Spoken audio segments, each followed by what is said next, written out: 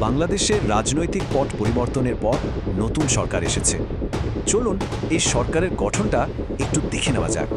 তো প্রধানমন্ত্রী তারেক রহমান দেশ পরিচালনার জন্য ৫০ সদস্যের একটি মন্ত্রিসভা ঘোষণা করেছেন।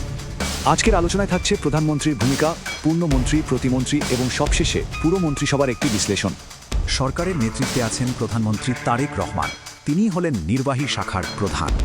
প্রধানমন্ত্রী শুধু নেতৃত্বই দিচ্ছেন না, প্রতিরক্ষা সহ কয়েকটি গুরুত্বপূর্ণ বিভাগ সরাসরি নিজের অধীনে রেখেছেন। এই মন্ত্রিসভার মূল চালিকা শক্তি হলেন ২৫ জন পূর্ণমন্ত্রী।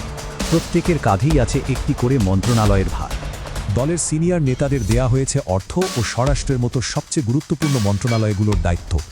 শুধু তাই না, আইন এবং বিদ্যুতের মতো গুরুত্বপূর্ণ সেক্টরগুলোতেও অভিজ্ঞদের ওপরই আস্থা রাখা হয়েছে। মন্ত্রিসভায় নতুন ভাবনা আনতে টেকনোক্র্যাট ও নতুন মুখও কিন্তু রাখা হয়েছে, যেমনটা পররাষ্ট্র মন্ত্রণালয়ে দেখা যাচ্ছে।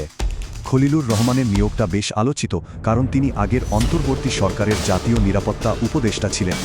পূর্ণমন্ত্রীদের সাহায্য করতে আছেন ২৪ জন প্রতিমন্ত্রী। আর মজার ব্যাপার হলো, তারা সবাই নতুন।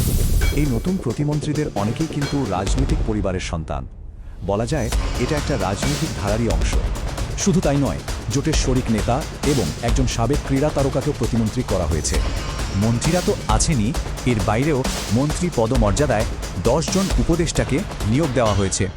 এই উপদেষ্টাদের মধ্যে যেমন দলের সিনিয়র নেতা আছেন, তেমনি আছেন সাবেক আমলা এবং শিক্ষাবিদও। আচ্ছা, তাহলে সব মিলিয়ে এই ৫০ সদস্যের মন্ত্রিসভার চরিত্রটা ঠিক কেমন? চলুন একবার দেখি। বলা হচ্ছে এই মন্ত্রিসভা আসলে ৩ প্রজন্মের নেতাদের একটা দারুণ মিশ্রণ। দেখা যাচ্ছে পূর্ণমন্ত্রীদের একটা বড় অংশের সাথে প্রায় সব প্রতিমন্ত্রী প্রথমবারের মতো এমপি হয়েছেন। মানে পূর্ণমন্ত্রীদের মধ্যে অভিজ্ঞতা থাকলেও প্রতিমন্ত্রীদের প্রায় সবাই কিন্তু একদম নতুন। এখন প্রশ্ন হলো, ভক্তি আর নতুনত্ব কতটা কার্যকর? প্রযুক্তির শিকড় ভুলে গেলে চলবে না। ঠিক বলেছেন, দুটোই দরকার।